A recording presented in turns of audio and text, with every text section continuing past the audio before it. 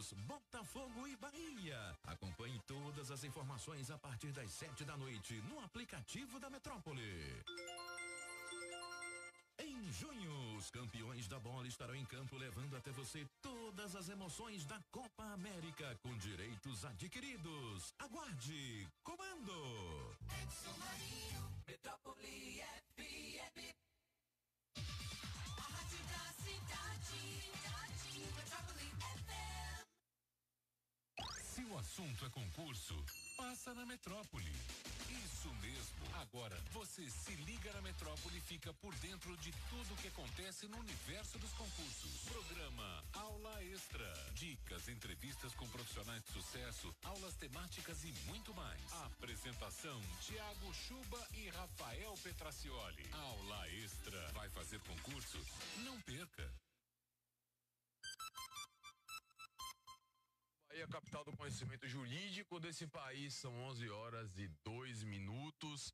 Está no ar mais um programa Aula Extra, temática especialíssima. Hoje vamos falar sobre temas atuais do direito do trabalho, principalmente após a reforma, agora que as coisas aparentemente já estão se assentando. Boa noite, Vilira, tudo bom? Seja bem-vinda. Eu acho prematuro você falar que aparentemente as coisas estão se assentando. Hoje mesmo já teve, parece que teve, não sei se é fake news. A gente já não sabe mais o que é fake news e o que é verdade.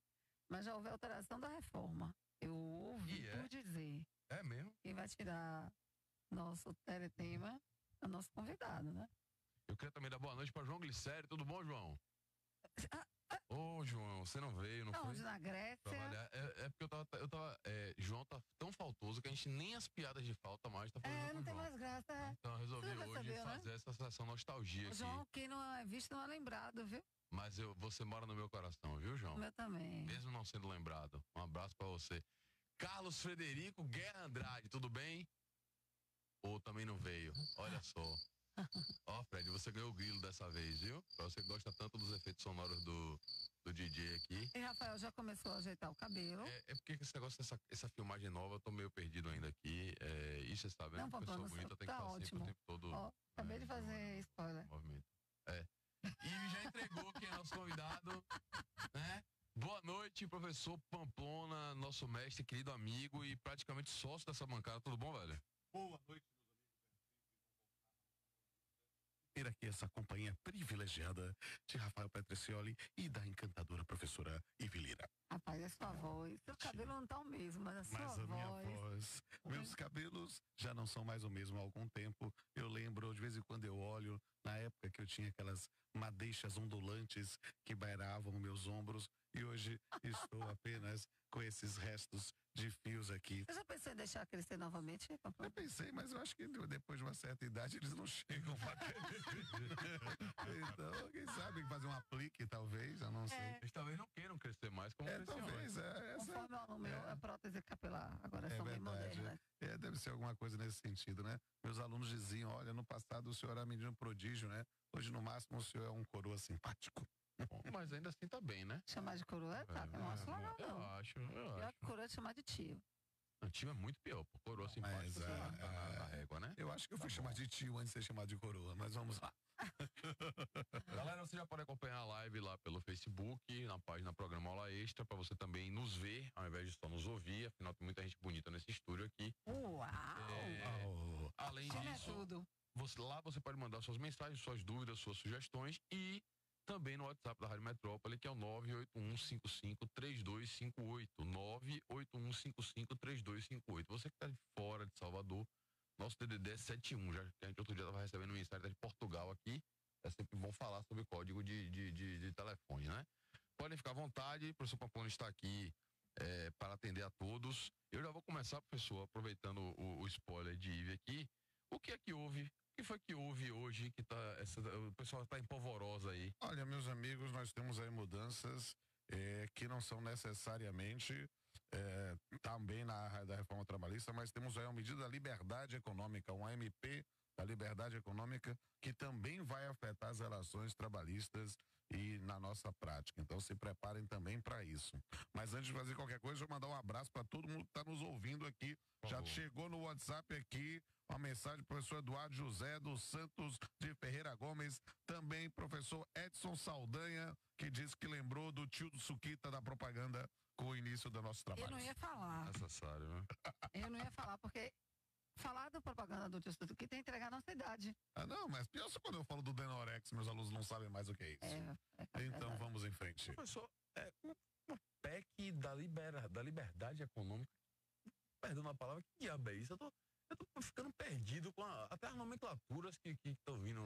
Na verdade, nós temos aí uma nova linha de atuação, né? E por quê? Porque já se falava, e nós já sabíamos nos bastidores, que já estava sendo preparada uma medida provisória para modificar determinados avanços construídos no campo da hermenêutica na área de direito civil e nas relações interempresariais, né? Isso já vinha uma linha na própria noção da jornada de direito comercial da Justiça Federal e está saindo aí as alterações do Código Civil pela MP da Liberdade Econômica, altera os artigos 50, né, que é parte da desconsideração da personalidade jurídica, o 421, que trata sobre a liberdade contratual, a questão da função social do contrato, a questão da interpretação dos contratos de adesão, artigo 423, também no 480A, em relações interempresariais, 480B, você vai ter mais modificações ainda também na disciplina do Fundo de Investimento, entre outras, que na verdade acabam gerando uma nova modificação, uma nova batelada de modificações.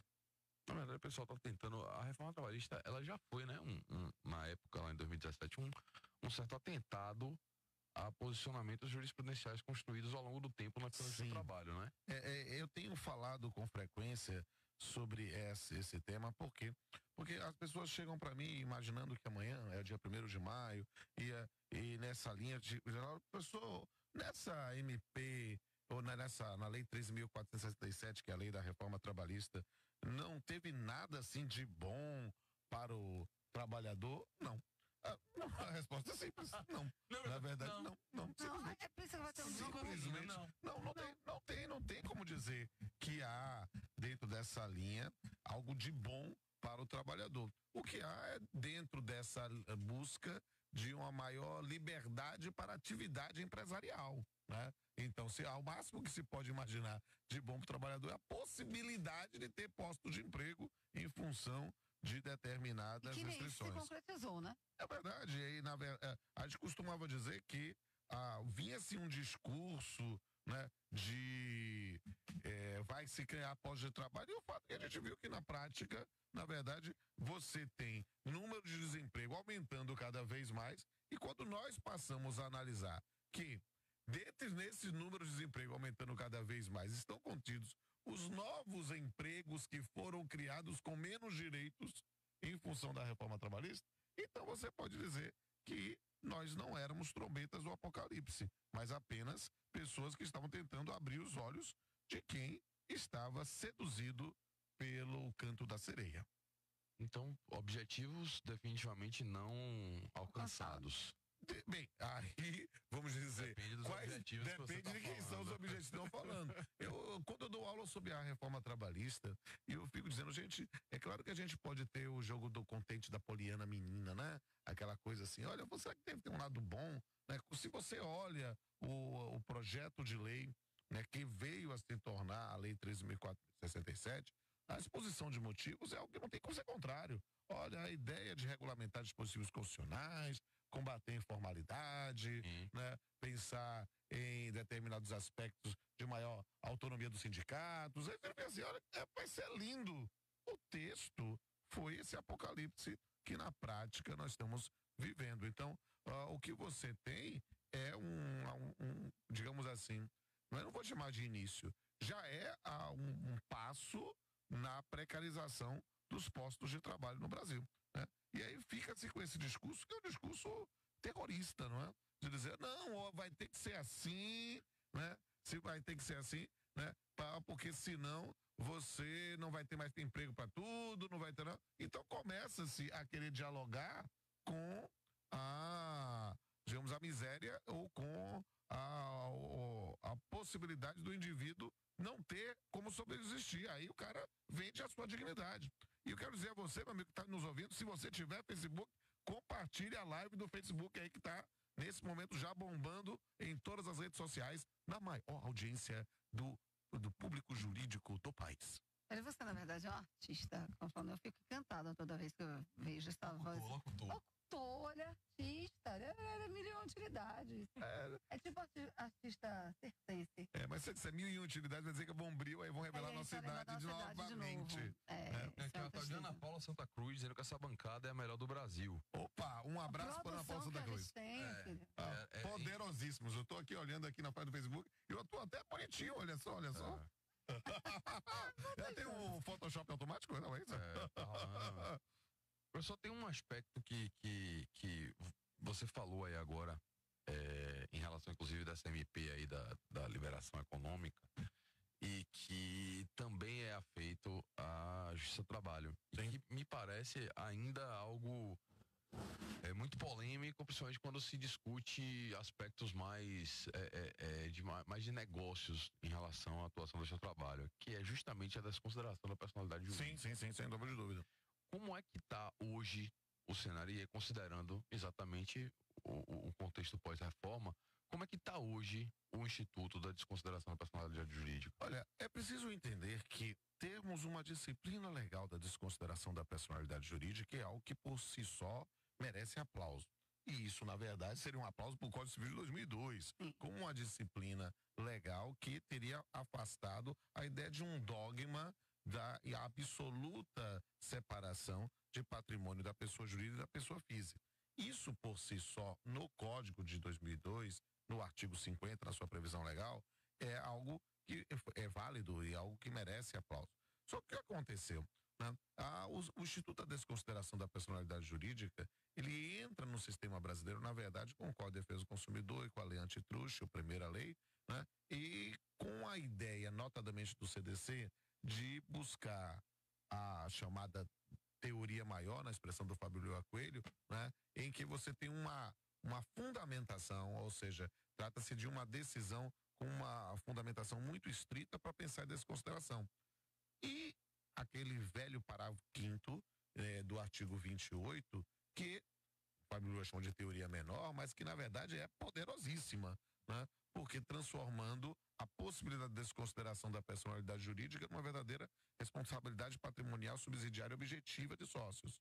Né? E isto, na verdade, que começa lá no CDC, numa expressão dos nossos alunos, bombou na Justiça do Trabalho. A aplicação da teoria menor acabou sendo efetivamente algo que alcançou corações e mentes dos operadores do direito na área trabalhista. E passou a ser a teoria maior. Exato, passou a ser a teoria maior disseminada, né?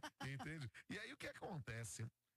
E aí precisa fazer um meia-culpa, máxima culpa, sem nenhum problema. Eu tenho lugar de fala de juiz do trabalho há quase 25 anos, né? Mas, digo, nós gostamos tanto, mas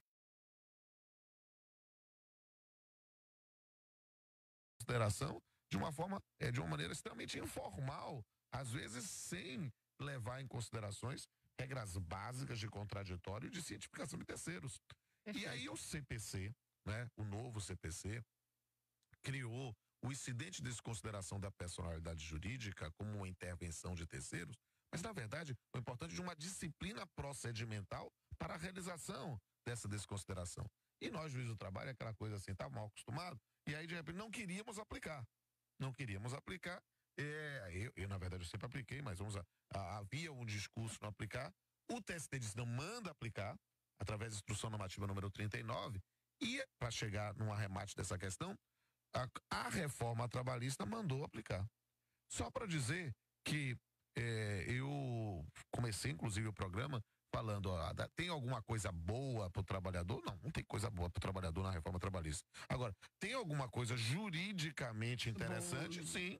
Né? A parte processual, em determinados aspectos, pelo menos para um mínimo de segurança jurídica, pensando a procedimentalização, outros aspectos, sob ônus da prova, há outros aspectos bastante interessantes do ponto de processual na reforma processual. Mas não quer dizer que seriam boas para o trabalhador. É simplesmente por uma questão de segurança jurídica. Por quê? Porque nós aplicamos o incidente aplicando a teoria menor. Nada impede. O importante é garantir o contraditório e ampla defesa. E isso merece ser feito. Só que agora, meu amado Rafael, né, com essa MP, para aqueles que não aplicavam teoria menor, aplicavam efetivamente o Código Civil no artigo 50, talvez alguns conceitos jurídicos indeterminados que nós ensinávamos no caput do artigo 50, agora, digamos assim, estão mais amarrados com essa MP. E se me permite ainda falar sobre reforma trabalhista um pouquinho mais, o professor Ailton já lembrou aqui da decisão do ministro Alexandre de Moraes sobre a reforma trabalhista. É, na verdade, mais um momento, né, interessante a se destacar, porque houve aí uma decisão, uma medida cautelar proferida pelo Alexandre de Moraes em relação ao dispositivo da reforma trabalhista que trata do trabalho da mulher em local insalubre. Por quê? Porque esse é um dos dispositivos mais criticados da reforma trabalhista. Por quê? Porque havia ali uma situação que autorizava que a mulher trabalhasse em local insalubre quando ela apresentasse atestado de saúde emitido por médico, supostamente de sua confiança, que recomendasse o afastamento. O que significava dizer?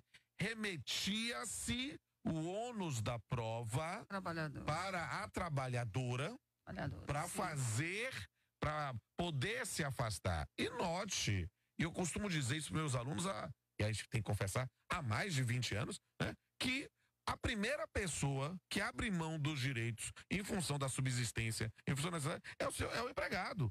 Né? O direito do trabalho, ele tem um quê de revolucionário, um quê de diferencial da concepção tradicional de igualdade, justamente porque ele protege o trabalhador dele mesmo. Porque o primeiro a vender sua dignidade é o trabalhador. Então a ideia é que nesse confronto entre a liberdade e a lei, prevaleça a lei, porque a liberdade escraviza e a lei liberta. Perfeito.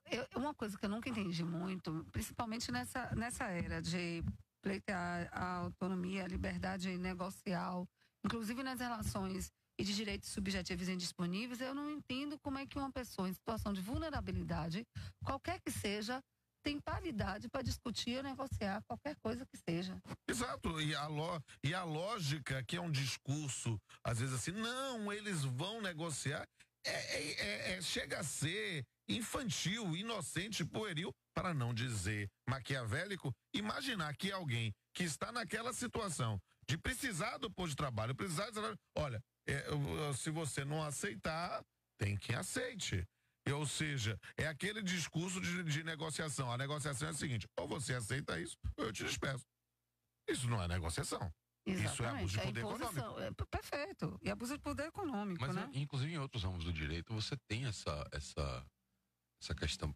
Você que é civilista, você tem lá no negócio jurídico isso colocado de maneira muito, né?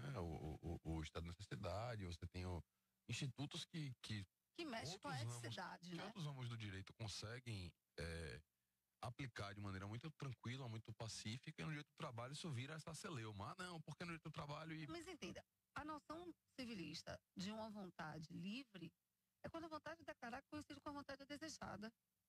Quando você tem uma relação trabalhista, porque não é minha área, mas é notório, né? Quando você tem uma relação trabalhista, que você parte do pressuposto, a situação social e econômica do país, em que há um aumento do grau de desemprego, que há uma diminuição da oferta de empregos, e você tem o empregador numa situação de submissão total, não há que se falar em liberdade. Tem pressuposto para qualquer negócio, celebração de qualquer negócio, em qualquer seara. É isso. E essa é uma concepção que, na verdade, na prática, a ideia de pensar que esse tipo de negociação deve ser estimulada, no final das contas vai ser negar o próprio direito de trabalho. Né? Quando você disser, não, olha, se você não quiser, tem quem queira. Se você pode negociar qualquer aspecto da relação de trabalho, é meio ridículo imaginar. Você vai contratar alguém que vai lhe custar menos porque ele vai ter menos direitos trabalhistas? Ou vai contratar alguém que vai lhe custar mais porque ele vai querer ter os direitos trabalhistas? Então é uma questão muito simples. Você vai contratar sem direitos trabalhistas. É claro que no sistema brasileiro ainda, né? Daqui a pouco revogam a lei da gravidade, já estão revogando a própria concepção que a Terra é redonda. Então, nesse vão ponto... ficar chateados. Vamos ficar porque não vai- chateados. Não vai conseguir. Exatamente. Né? Então, o que é que acontece? Né? A gente fica imaginando que nós temos ainda um texto chamado Constituição, um livrinho lá que o Luiz Guimarães falou, né? Que temos no artigo 7º da Constituição aquilo que a doutrina chama de patamar civilizatório mínimo. A ideia de que aquilo é o mínimo minimorum, diriam os romanos, né? O mínimo para uma relação jurídica contratual trabalhista. Então, tem que ter férias, tem que ter gratificação natalina, tem que ter limitação de jornada. Mas nós estamos criando nos últimos tempos, e não há limites para a criatividade humana quando quer fraudar direitos, né? Nós estamos criando, por meio da legislação, uma quantidade de alternativas, né? Que quer fugir disso. Esse negócio de construção de técnicas alternativas ou de facultatividades é algo que, para quem estuda o direito do trabalho a sério e há muito tempo, né, conhece esse discurso, né? O FGTS no sistema brasileiro surgiu facultativo, né? Para quê? Para tentar, olha, é uma alternativa ao sistema tradicional da CLT, antigo, fascista, não sei o quê, mas que garantia estabilidade no emprego. Sim. E aí o que é que acontecia na prática? Era uma opção que o empregador só contratava se o indivíduo optasse. Então, a gente está vendo essa história, nós estamos... É um mundo estranho que a gente está vivendo, Eve. Porque a gente está vivendo um museu de grandes novidades, não é mesmo? Deixa eu dizer uma coisa, eu tô ouvindo você falar e eu tenho memória, eu lembro da primeira vez que a gente sentou nesse mesmo estúdio, antes mesmo da reforma ser aprovada, e a gente discutindo a possibilidade de uma reforma trabalhista ser aprovada. Exato.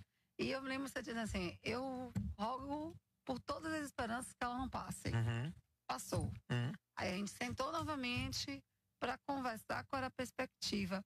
E o que eu depreendo da fala é um caminhar nada otimista. Não, na verdade, torcíamos para que ela não passasse.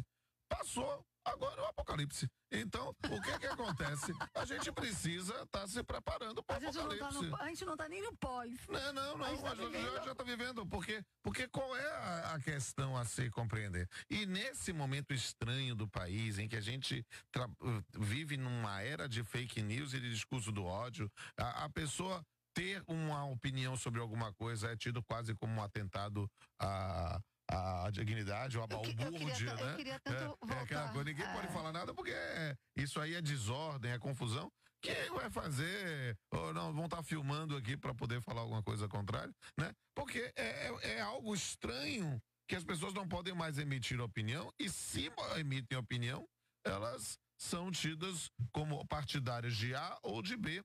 E isso é um negócio extremamente complicado. Por quê? Porque a gente pode trazer aqui para o debate alguém que vai fazer altos elogios à reforma trabalhista. Provavelmente esse alguém que vai fazer elogio não deve ser trabalhador de posto de trabalho e não deve viver isso no seu dia a dia. Claro. Por quê? Porque não há como, em sã consciência, alguém imaginar que esta forma que precariza postos de trabalho seja algo válido, ou válido, uma expressão seria válida, algo que se recomende para o futuro. Será, talvez, dentro desses discursos assim tão, às vezes assim, comoventes, assim, não, nós estamos abrindo mão em nome do futuro dos nossos filhos. Sinceramente, eu acho que a gente não devia abrir mão da nossa dignidade, nem por nós mesmos. Ô Rodolfo, como eu não sou atuante na Justiça do Trabalho, eu queria saber como é que anda o clima na Justiça do Trabalho pós-reforma.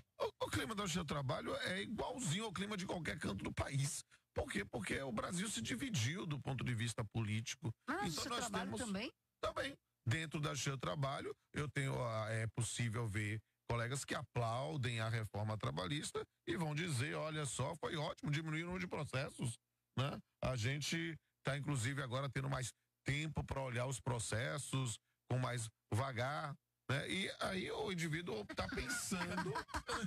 Eu não consigo captar a lógica do negócio. Porque Não, tem menos processo e agora a gente tem menos trabalho. E aí um dia vai acabar o trabalho. Exato. Deve ser, porque aí o indivíduo Aqui no setor ele tem 5, só vai precisar de 2. O indivíduo talvez esteja afiado na sua própria situação pessoal, ele pode ter inamovibilidade, mas perceba, eu não consigo imaginar o médico do HGE feliz porque está atendendo menos gente porque as pessoas não conseguem chegar no hospital. Sabe? Eu quero que o médico do HGE fique feliz porque ele está atendendo menos gente, porque nós temos mais saúde. Eu não quero que o juiz do trabalho fique mais feliz porque ele tem menos processos, porque as pessoas estão com medo de ir para a justiça para ver os seus direitos, porque elas estão com medo de perder o posto de trabalho. Sim. Eu quero que o juiz do trabalho fique feliz porque tem menos processos, porque as pessoas estão sendo mais respeitadas na sua atividade. Né? Perfeito. Isso é complicado, porque as pessoas acabam entrando numa lógica individual. E só pensa no seu umbigo. Existe um índice de redução? Nós tivemos uma redução bastante substancial. Mas a redução substancial do número de processos, a gente pode dizer que em alguns graus de 30% a 50%, né? Sério? Sim.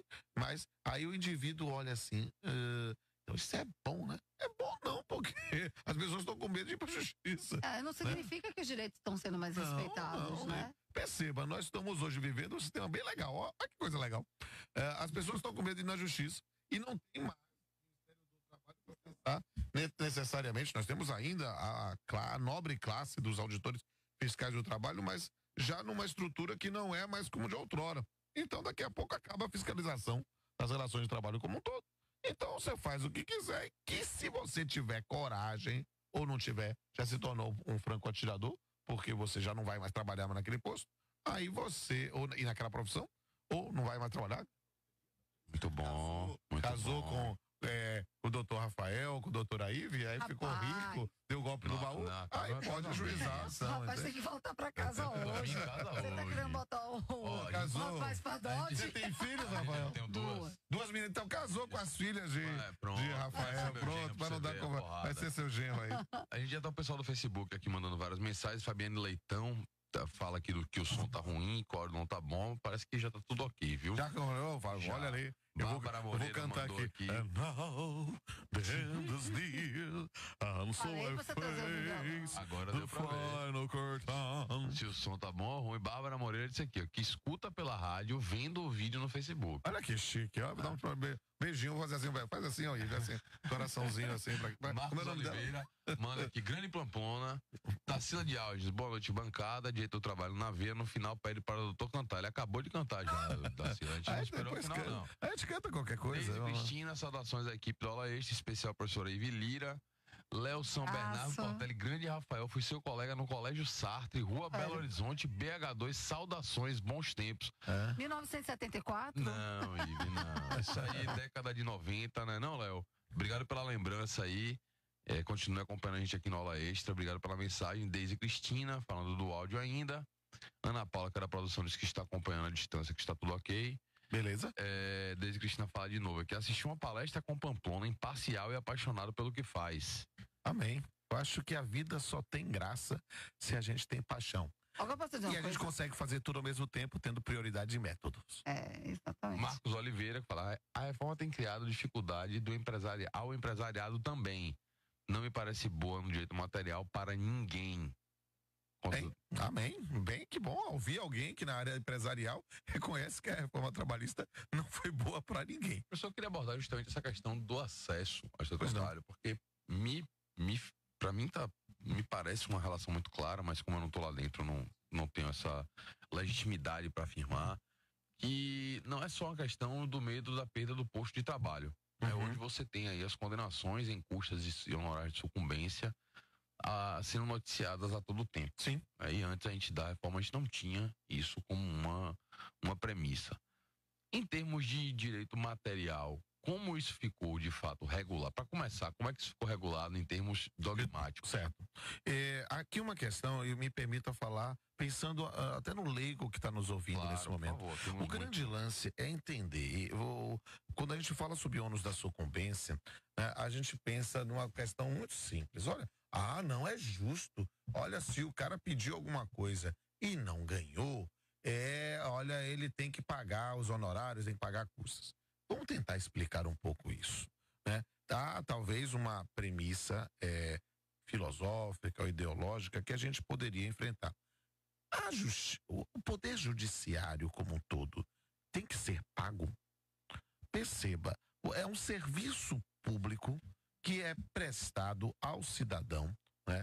Na busca de verificar se há direitos de um lado ou do outro. Eu acho que a ideia de acesso à justiça, seja para empregado, seja para empregador, seja para qualquer pessoa, deveria ser encarado como um serviço público, e a gente não tem que pensar se há custos ou não, pensando no Estado, não pensando nas custas.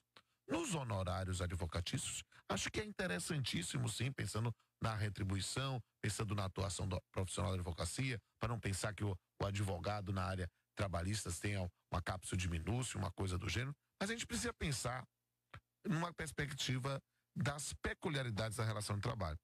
Por quê?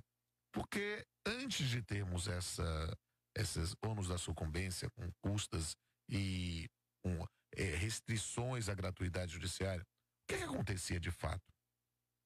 O empregado, ele acreditava ter o direito. E talvez uma relação jurídica de direito material, ele tinha esse direito. Só que ele não tinha prova disso. Então ele deduzia essa postulação, e ele não, porque ele partia da premissa que o empregador não ia mentir. Não ia mentir. Ia dizer, não, vamos discutir, não tenho como pagar, eu reconheço, não tenho como pagar, vamos tentar negociar para fazer um acordo. Até porque é uma presunção de boa-fé, né? Exato. A ideia é de partir do pressuposto que o indivíduo não ia para a justiça para mentir. Ia para discutir efetivamente. O fato ocorreu, tem ou não tem direito em função desse fato? Mas aí o que é que acontece? É uma questão técnica. Se o indivíduo simplesmente nega o fato, e numa facilitação, por exemplo, da representação e a juízo, bota lá o preposto, né, que nem conhece o empregado, que nem é empregado também, e diz, não, o fato não é esse, estou aqui, a tese é de negativa total.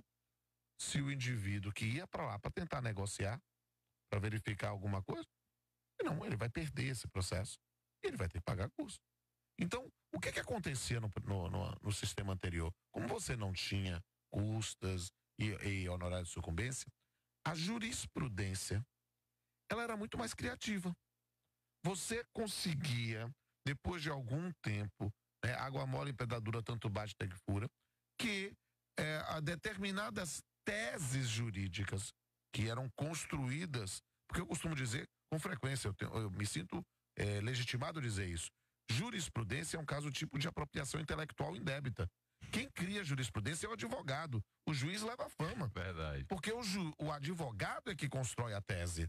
Para dizer, olha, isso aqui cabe uma lacuna numa interpretação e acho que pode ter uma interpretação diferente do que normalmente está tendo. É possível pensar numa forma diferente. E muitos, vamos chamar assim na expressão mais genérica, direitos trabalhistas foram sendo construídos em função de teses que iam sendo suscitadas. A gente pensa isso no chamado do empregado outdoor, a noção especificamente das horas in itinere, que eram construções que não eram previsões legais. Algumas até viraram depois que a jurisprudência provocou. Na própria noção da terceirização, que é um tema tão polêmico, né? A terceirização durante mais de 20 anos era regida por uma súmula que tinha um caráter ético, dizer, olha, quer terceirizar? Tudo bem, não vou criar dificuldade, mas você vai responder subsidiariamente se não pagar. Isso durante 20 anos foi súmula. Uma súmula como essa não seria mais criada hoje, porque as pessoas não iam arriscar fora do certo, fora do fácil, fora do incontroverso. Numa expressão futebolística, ele só vai na bola ganha. Ou seja, ele não vai querer discutir se ele teria direito a alguma coisa, porque ele está trabalhando a mais do que ele foi contratado. Aumenta a responsabilidade do advogado, né? Sim, nesse como primeiro juiz A do precisão processo. Exatamente. E vai ter que deduzir especificamente aquilo ali. Então, na prática, a maior parte das demandas estão se reduzindo a verbas rescisórias de um país em crise que as pessoas despedem e não pagam, e horas extraordinárias. Olha quando isso está registrado no cartão de ponto. Porque quando é aquele cartão de ponto fraudulento, o cara vai pensar 2 vezes se ele vai conseguir convencer o juiz que o cartão de ponto é fraudulento. Porque se não convencer, cartão de ponto tá lá de 8 às 12, 14 às 18, segunda a sexta, tudo certinho, mesmo o cara trabalhando mais do que isso. Aí eu digo, não, mas eu provei, minhas testemunhas disseram que eu trabalhava até às 20 horas. Mas tinha as testemunhas da empresa dizendo que encerrava às 18. Então, quando você tem. E aí o juiz faz a cariação, pergunta, faz todo um mise-en-scène e ninguém retroage. O juiz pode estar decidindo simplesmente quando não nos aprova, julga improcedente. E o indivíduo que tinha um direito na relação de direito material fica a ver navios. Ele vai arriscar? Não vai. E nós estamos passando hoje, Rafael, e é um tema que é bem interessante, porque, falando para a Ive, que é minha colega professora de direito civil, né, é algo que vai para o direito civil daqui a pouquinho. Né, que é quando a gente está falando sobre os danos extrapatrimoniais. Criou-se, né, uma parametrização, não é uma tarifação, mas é uma parametrização que tem teto para reparação por danos morais. E aí o que é que acontece? Nós estamos testando hoje por causa de Brumadinho. Por quê? Porque o turista que estava lá, o dono da pousada que estava lá, o indivíduo que morava naquela região e que morreu, seus herdeiros vão poder pleitear reparação por danos morais. O empregado que morreu, a família, os herdeiros, vai pedir. Só que ele tem teto. O empregado tem teto. O empregado tem teto. Os outros não. Se isso for reconhecido, a existência de um teto e um tratamento diferenciado for reconhecido como constitucional, eu dou minha cara a tapa, estou exercitando o dom da profecia. No momento que o Supremo Tribunal Federal abrir a boca, espero que não fala, mas vamos lá, sabe, sei lá, né? Disser que isso é constitucional, eu não dou 6 meses para isso ir para o Código de Defesa do Consumidor e no dia seguinte para o Código Civil. Eu não tenho dúvida. Exercício do meu dom de profecia que não tenho. Estou manifestando aqui. Vou falar em línguas aqui a pouco. Até porque seria um caminho muito fácil também para selecionar o acesso à justiça, né? Sim, porque aí o que acontece? Você vai, vou dizer, porque o discurso, e eu confesso que às vezes cansa, né? Porque o discurso é o mesmo. É a indústria dando moral. Aí o indivíduo, toda vez que vai discutir uma reparação por danos morais, o cara diz, não, isso aí é indústria dando moral. Eu digo, peraí, tudo é indústria? Quer dizer, as pessoas, há alguns anos, o indivíduo diz assim, olha, mas a quantidade de reparação por danos morais aumentou muito nos últimos anos, isso é indústria dando moral. Eu digo, não, as pessoas tomaram consciência de que o que era no passado deixa pra lá, não se deve mais deixar. Ou seja, não é que as pessoas estão mais belicosas, as pessoas estão mais conscientes. E a gente muda comportamento, sabe? E falando, claro, a pauta hoje é de direito de trabalho, mas a gente pode falar de direito civil, tranquilo, direito do consumidor, né? Eu tô aqui à disposição, o bom de ser nerd é que eu falo sobre qualquer coisa. Mas a grande vantagem, note como aos poucos há um aprimoramento das próprias relações de trabalho. Não, professora Ive, que tem idade de ser minha filha, não Rafael, que é um jovem mancebo, né? Mas eu que sou um coroa, né? Quando nós estávamos aqui em Salvador e víamos as primeiras lojas com detector de metais ou com alarme sonoro, isso quando surgia, no primeiro momento... Na Sandis? Bem, a senhora não sabe o que é isso, mas na Sandis, na Mesbla, né? Naquelas lojas... Na Sloper. Na Sloper não chegou até alarme sonoro, não. Né? Mas na Mesbla, na Sloper tinha mulher de roxo na porta. Exatamente, aí não é um alarme visual, né? Então, nesse ponto, o que Tô acontecia? tendo aula de história. Exatamente, aqui. Né? Depois eu vou recomendar o livro sobre a Mulher de Roxo, de Patrícia Moura ali. Fantástico. Excelente esse livro, viu? Pra você entender Obrigado. Boa digamos, referência. a fauna humana soteropolitana. E aí, o que é importante compreender? Quando surgiam esses alarmes sonoros, a primeiro momento, era um bafafá, era um constrangimento, era um dado. Havia pedidos de reparação por danos morais por causa disso. E se dava. Depois de um tempo, verificou-se que aquela situação, que era outrora um constrangimento que a merecia reparar, virava um mero transtorno. Alguma coisa, um mero aborrecimento. Por quê? Porque as pessoas começaram. Mas perceba que a própria abordagem dos seguranças Também mudou. modificou. Sim. A própria forma de atuar em relação mudou. Por quê? Porque foi um aperfeiçoamento paulatino por causa das respostas do Poder Judiciário. Porque os senhores não tenham dúvida que o empresário consciente, ele não faz isso por mal, ele está pensando na proteção do seu patrimônio, isso é legítimo, Prevenção de danos. mas quando ele faz o loss prevention, né, porque as coisas têm que ser agora em inglês para ficar fashion, né? O especialista em inglês não tá aqui Então, hoje. é loss prevention, né, que é a prevenção de danos. Aí a forma como ele aborda o cliente mudou. Então, as pessoas passam a ter um outro tipo de postura quando verificam que o Poder Judiciário não aceita determinadas posturas. Isso era algo que foi sendo construído. Como você tem situação, olha, eu não vou arriscar isso porque se a tese não for acolhida, eu vou ter que pagar custo. Eu quero dividir, eu vou pensar isso 2 vezes se vale a pena. Então, o número de a criatividade jurisprudencial que se deve muito em função da atuação dos advogados vai ser cada vez mais cerceada. Dan Silva manda aqui, Pamplona, um ícone. Um prazer conhecer aí, Dan Silva. Um abraço pra você. Léo São Bernardo esclarece, fomos colegas no Sartre, meados de 90, 95, 96. Não, é porque Só pra o deixar doutor clara a Ivy tava questão da brincando idade aqui.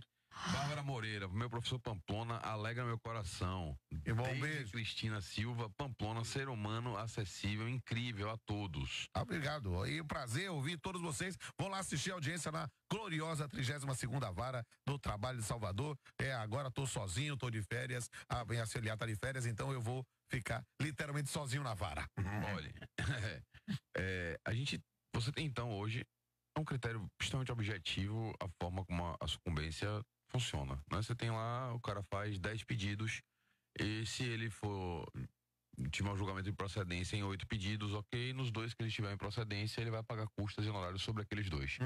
E os pedidos necessariamente são líquidos, ali já vai estar a coisa toda certinha, ele vai ter que pagar aquilo dali. Beleza. Minha pergunta, professor, é no sentido de, considerando que são critérios tão objetivos e que o próprio conceito de sucumbência, ele é relativamente objetivo. Sim. Né? Ou você perdeu, ou você ganhou. Existe, como é que você enxerga, se é que você enxerga, alguma construção jurisprudencial que consiga relativizar esse ônus que está sendo imposto ao trabalhador, de modo a não lhe negar a jurisdição? Porque hoje o cenário é de uma negativa de jurisdição. Né? Mais grave ou menos grave, mas é de negativa de jurisdição. O problema é que, como se fez de tal forma para pensar que é simplesmente o ônus de você postular alguma coisa que não foi acolhida pelo judiciário, você tem uma forma travestida de negar essa jurisdição, sem dizer que é negar a jurisdição. Sim. E aí o que acontece? Há situações que ainda são mais complexas, que eu posso aprofundar aqui tranquilamente. Né? Uma coisa são os 2 pedidos. Deixa eu mandar um abraço aqui pro professor Fábio Periandro, que está nos ouvindo, tá Fábio, dizendo você aqui, tem tempo que não vem ouvindo o aqui, programa hein? Show de Bola, sou figura conhecida para essa banda. Então, professor Ivo está lhe convidando no ar para você voltar Não, aqui. ele tem tempo que não vem, ele já é de casa. Tá devendo uma nova visita aqui. Um grande professor, literalmente quase 1,90 m, não mais de 1,90 m, tá quase 2 metros, né? Então, Fabão, um beijão pra você. Um abraço, né? velho. Bora Bahia. E nesse ponto, Coisa chata. aqui já começou falando bem aqui. Perfeito. Né, aqui. Então, o que é interessante? A gente pensa, ó, o cara faz 4 pedidos, ganha 2, perde 2, o seu advogado ganha os honorários da sucumbência dos 2 que você ganhou, o advogado da parte contrária vai receber de você os honorários deste valor que já agora vai ser ali. Só que a coisa pode ser mais complexa. por causa das peculiaridades da relação trabalhista. Quer ver? Tipo, Horas extras. O indivíduo ajuizou uma reclamação trabalhista, que trabalhava e recebia, trabalhava 2 horas extras por dia.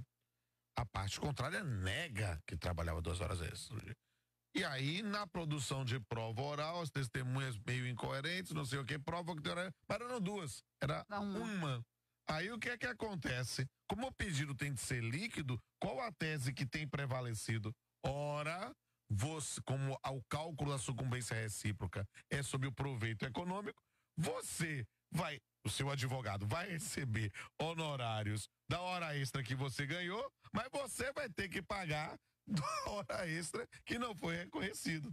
Né? Uma maneira de compensação. Exato. E não pode compensar, não pode compensar. São credores e devedores Não distintos. pode compensar, por quê? Porque são distintos. Todos distintos. E aí, nessa circunstância, quando você falou alguma coisa que pudesse amenizar, suscitou-se a tese que, neste caso, quando você teve a postulação acolhida, né? Ou seja, não deveria ter que pagar, já que o juiz reconheceu que havia horas extras, embora não no número que você postulou. Então, neste caso, haveria somente o pagamento dos honorários sobre o que você ganhou, já que o pedido foi acolhido, ainda que parcialmente. A diferença é o pedido, o andebeator, né, foi acolhido, embora o quantum debeator não foi recepcionado no todo. Mas essa tese, lamentavelmente, não tem prevalecido. Então, é isso mesmo, você vai pagar, ganhou e vai pagar, e pode gerar circunstância tal que, a depender do que você pleiteou e perdeu, pode ser que você tenha uma ação julgada procedente e parte, e no final das contas você tenha que pagar mais do que receber. Mais do que... Mas, pessoal, porque, veja bem, de um lado, a gente também não pode negar que a gente tinha uma quantidade de reclamações trabalhistas com pedidos totalmente fora da realidade, né? O cara você pegava o inicial trabalhista, o comum era ter pedidos de A a Z. Né? Inclusive, depois Z.43. Exatamente. E aí o cara entrava lá numa de vou pedir tudo, o que der, deu. O que eu puder provar, provei. O que eu não puder provar, não provei. Sabe essa sensação de pai arrependido de que não puniu o filho quando deveria punir? Sim, porque talvez a falta de aplicação, a instigância de má fé lá no passado, Exato. tenha colocado a gente onde a gente esteja hoje. Concordo perfeitamente. E é esse o ponto, inclusive, que para mim a sucumbência é um remédio amargo e mal feito, mas foi um problema que de fato existia. Né? Então, o ponto é, hoje, certamente as petições iniciais de reclamações trabalhistas estão muito mais técnicas e com pedidos extremamente mais embasados do que eram. Mas, professor, me parece, e aí falo aqui como também um semileigo no direito do trabalho, mas me parece que são situações distintas e eu não consigo enxergar como é que a gente poderia tratá-las distintamente. Por exemplo, o cara chega lá e ele leva 10 alegações na petição inicial dele, 10 pedidos. E ele não produz prova em 8 desses. Nenhuma prova. Ele não junta o documento, a testemunha não dá. Ele nitidamente, simplesmente pediu. Jogou o barro na parede. Exatamente. Tá. É muito diferente do reclamante que faz os mesmos pedidos. E ele tenta provar, mas não consegue. Exato. De que forma? Perdão. Ele se emocionou. Ele ficou emocionado aqui, mas... Eu tô tomado aqui pelo problema. Como é que a gente pode tratar diferente essas situações? Porque essas duas situações, em tese, são tratadas da mesma forma, lamentavelmente. É a mesma decisão. Você consegue enxergar alguma forma de tratar isso diferente? Bem, só de lege diferenda, ou seja, só com o desenvolvimento de algum tipo de cláusula de exclusão, ou aquela questão de Alexia do working, aquela coisa. Eu preciso pensar numa cláusula de segurança, uma cláusula de exclusão, né, para verificar em situações que afirme que nessa circunstância não é que o pleito deduzido foi considerado irresponsável ou uma aventura jurídica. Simplesmente a produção de provas sobre a matéria não convenceu. Isso demandaria a previsão legal específica, porque o tratamento hoje é botar todo mundo na tábua rasa. Quero mandar um abraço aqui para o doutor Técio Souza, presidente do Instituto Baiano de Trabalho, que está nos ouvindo também. Nunca mais apareceu Tem que por aparecer aqui. aqui, viu? O grande amigo Técio mandou uma mensagem aqui no Facebook também. Beijo para vocês. Um abraço pra você também, viu, Sérgio? Apareça, que você também é de casa, meu amigo. E fera. Tá, inclusive tá me devendo um café, viu? Um abraço. Pessoal, pra mim essa questão da sucumbência, ela tá bem... Acho que até se deter um pouco demais nesse assunto, mas eu acho que talvez seja a negativa de jurisdição pra mim é um negócio tão grave que Sim, sem sombra de dúvida. talvez seja um dos pontos mais nefastos. E sem sombra de dúvida, eu tenho cada vez mais convicção que a redução dos processos, da quantidade de processos, se deu fundamentalmente Pela por sucumbência, com certeza. né? Houve num primeiro momento um represamento do número de processos, pessoas, quero ver como é que vai ser isso, e jogava, e aí o cara só ia quando fosse na prescrição, alguma coisa assim, mas hoje nós já temos a reforma trabalhista em vigência há mais de um ano, então não Passa tem mais a rápido, desculpa, né? então já temos aí essa circunstância de reconhecimento de uma diminuição. Agora, o fato é que se não houver mais, digamos assim, nós vivemos aqui quase em séries, né?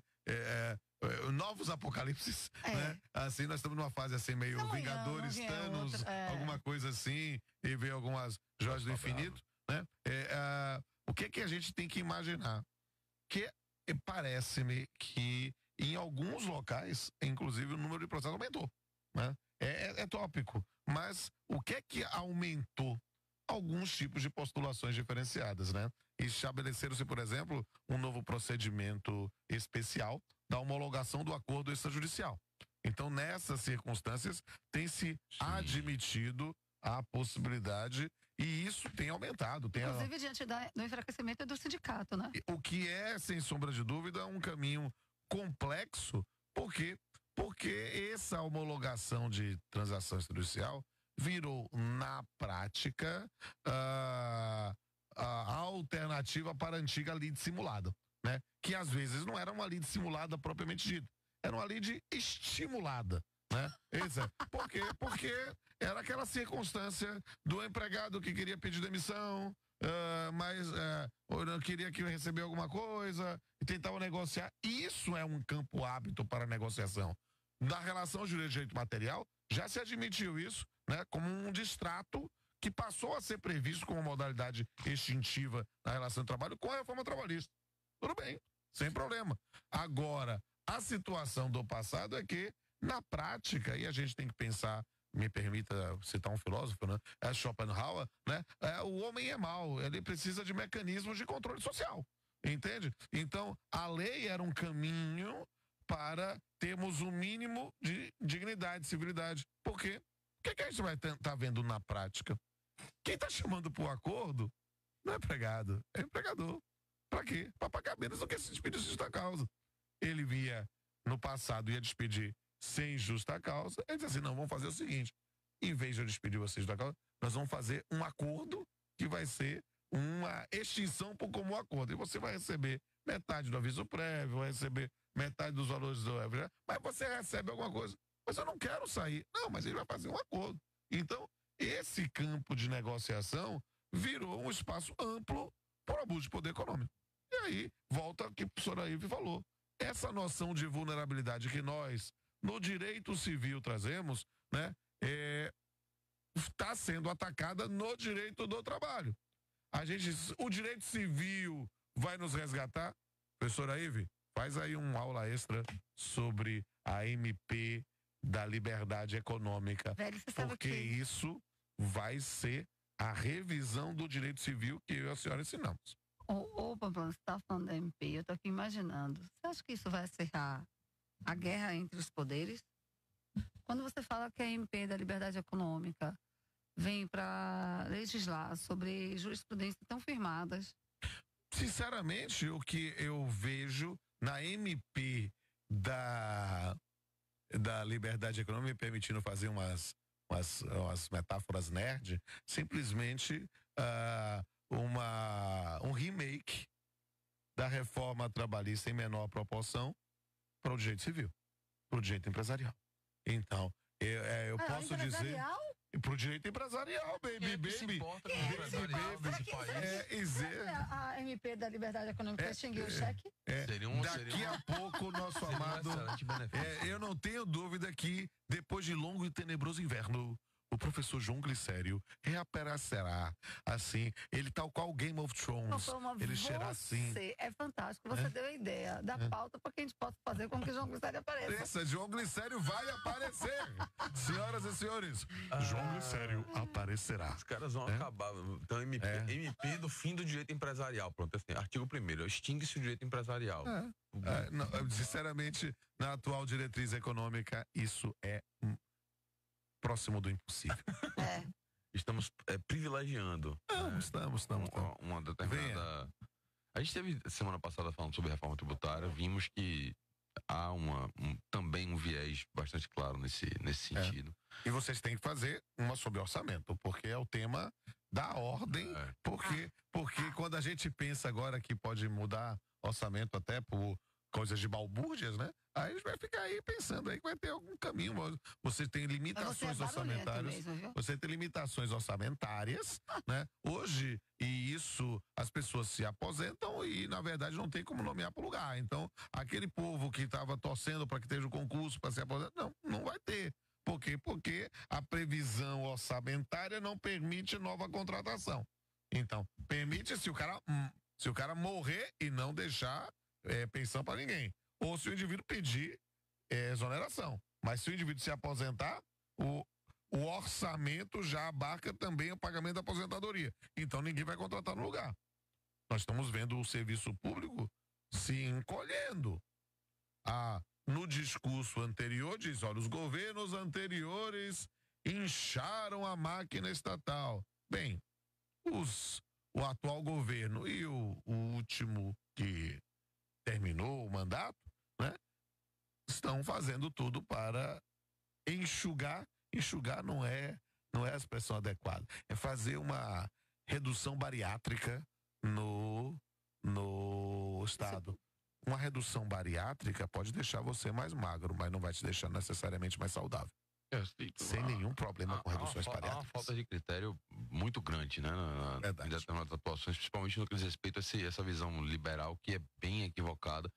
Às vezes a gente se pega, inclusive, pensando se os caras são liberais mesmo. Vai ter certeza que esse cara ele falou tal coisa, ele fez tal coisa. Eu acho que não, acho que Mas nem se preocupe, porque essa noção de liberal ou não, a gente também não vai estudar mais. Verdade. Mas nem se preocupe, porque o que é liberal, o que não é, quem conhecia, conheceu. E na verdade não vai se estudar mais, porque a classificação liberal é ciências humanas. A gente não vai estudar ciências humanas. Exatamente, pra que pensar, gente? A gente fica vendo assim, olha, eu não vou falar de história não, viu, gente? Não vou falar de história. Vou falar de Indiana Jones e a Última Cruzada. Você vai lembrar